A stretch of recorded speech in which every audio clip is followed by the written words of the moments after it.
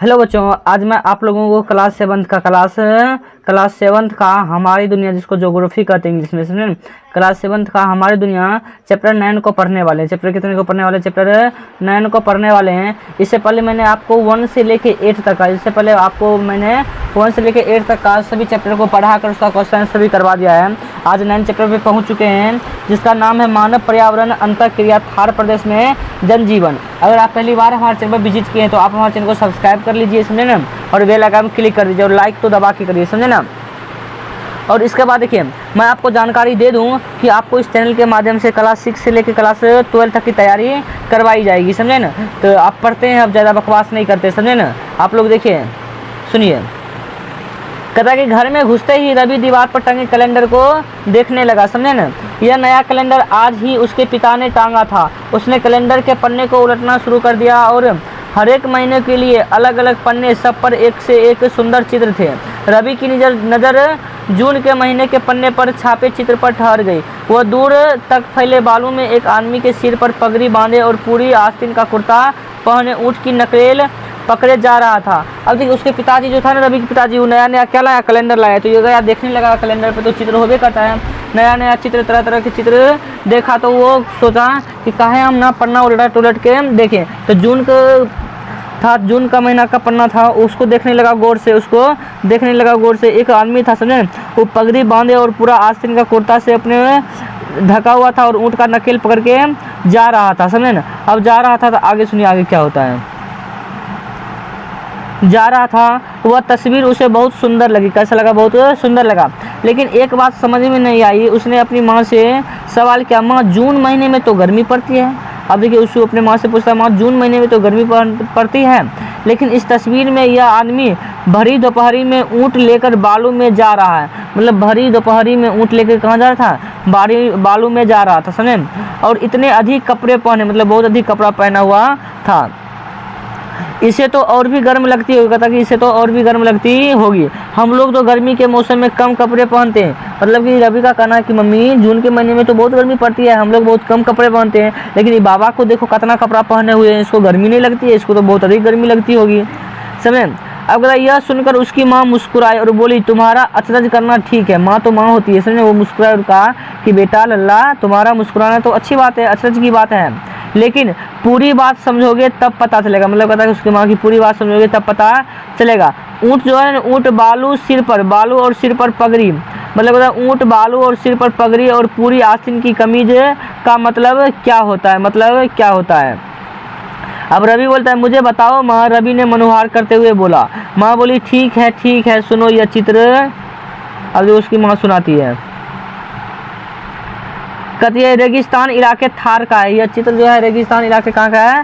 थार का है, समझे। वो थार गाड़ी हुई था, महिंद्रा थार, समझे। कहता है कि अपने देश के पश्चिमी भाग में थार का रेगिस्तान है। अपने भारत देश के पश्चिमी भाग में क्या है?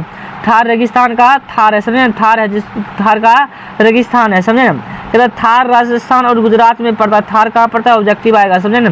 थार राजस्थान और गुजरात में पड़ता है। यह पूरा क्षेत्र रेतीला है। पूरा क्षेत्र क्या है? रेतीला, बालू ही बालू है, रेती है, सुने। कहता बीच में अरावली की पहाड़ियाँ और जगह जगह बालू की टीले मिलते हैं। मतलब बीच में देखिएगा तो अरावली की पहाड़ियाँ मिलेगा और जगह जगह बालू के टीले भी मिलते हैं। कहता पूरे क्षेत्र शुष्क और अत्यधिक गर्म होता है। मतलब पूरा क्षेत्र जो है ना, पूरा शुष्क रहता है और अत्यधिक गर्म रहता है यहाँ पे, समझे। कहता है कि दिन के समय आंधियाँ चलती रहती है। दिन के समय क्या चलती रहती है? आंधियाँ चलती रहती है और बालू के कण उड़ते रहते हैं। मतलब दिन के समय जब आंधियाँ चलेगी तो बालू तो उड़बे करेगा। जब मिट्टी उड़ता है, कंकड़ उड़ता है, पत्थर भी उड़ जाता है, तो ये काहे नहीं उड़ेगा आंधी में? आंधी में घर का छप्पर उड़ जाता है, समझे, घर उड़ जाता है। लेकिन रात होते होते ही तापमान में कमी आ जाती है। लेकिन रात होते होते क्या हो जाती है? तापमान में गिरावट आ जाती है इसमें, और पूरा इलाका ठंडा हो जाता है। दिन में गर्म और रात में ठंडा हो जाता है। इस तरह यहाँ के इलाके का औसत वर्षा जो है ना, वर्षा साल भर मात्र 25 सेंटीमीटर होती है। कितना होती है? 25 सेंटीमीटर होती है। ये बात आप समझ गए। ये देखिए बीकानेर, जैसलमेर और जोधपुर, ये देखिए ये है इसी भारत का नक्शा में। ये बीकानेर हो गया, तब जैसलमेर हो गया, तब जोधपुर हो गया, तब बाड़मेर हो गया। अब देखिए ये बीकानेर ये जो है ना, थार प्रदेश, इसका एक बड़ा सा फिगर करके यहाँ दिखाया है, छोटा सा ही है, जिसमें क्या क्या बाड़मेर को दिखाया गया है, समझे। तो हमारे में तो उतना साफ है नहीं, समझे ना। अब आइए आगे देखते हैं। अब देखिए कहा कि माँ तब पेड़ पौधे भी नहीं होते होंगे, मतलब रवि बोलता है कि माँ तब तो वहाँ पर पेड़ पौधे भी नहीं होते होंगे। रवि ने पूछते हुए कहा कि लेकिन हमारे यहाँ जितने जितने नहीं, कम वर्षा और बालू के कारण यहाँ कटीली झाड़ियाँ, कीकर, बालू, खजूर, खेजरी, ज्वार, पाठा, नागफनी जैसे वनस्पतियाँ होती है। तो आप रेगिस्तान इलाके में कौन कौन सी वनस्पतियाँ होती है समझ गए। झाड़ियाँ, बीकर, कीकर, बबूल, खजूर, खेजरी, ज्वार, पाठा, नागफनी जैसी वनस्पतियाँ पाई जाती है। क्योंकि ये जो होते हैं ना, ये सब पौधे कम जल में भी उग सकते हैं। ये सब पौधे जो है कम जल में उग सकते हैं और राजस्थान में तो पानी की कमी है रेगिस्तान इलाके में। और कहते हैं इन वनस्पतियों की पत्तियां चिकनी और छोटी और मोटी होती है, चिकनी, छोटी और मोटी होती है और तने कांटेदार होते हैं। तने कैसा होता है? कांटेदार। और जड़ें भी गहरी होती है। ऐसा क्यों है माँ? ऐसा क्यों है माँ? रवि ने पूछा। क्योंकि जड़ें गहराई में नमी लेती है। जड़ें क्या करती? गहराई में नमी लेती है। पानी नहीं मिलता तो बहुत अंदर से पानी लेता है। और पत्तियों के मोटे होने का कारण है उनमें नमी देर तक टिकी रहती है। मतलब पत्ती मोटी होती है, इसमें नमी क्या होती है? देर तक टिकी रहती है। कहता कि पेड़ पौधों की ये सारी प्रक्रियाएं वातावरण से अनुकूलन के उदाहरण है। माँ बोली। अब देखिए वो रेगिस्तान की परिभाषा देखिएगा क्या है रेगिस्तान के रीजन। कहिएगा यह एक शुष्क प्रदेश है। रेगिस्तान जो है वो एक शुष्क प्रदेश है जिसकी विशेषताएं अत्यधिक उच्च या निम्न तापमान एवं विरल वनस्पतियां हैं। अब देखिए ये बालू का रेतीला टीला है। बालू का क्या? रेतीला टीला है बालू का। ये देखिए फिगर सही नहीं है किताब में, लेकिन फिगर देखिएगा तो बहुत सही रहता है।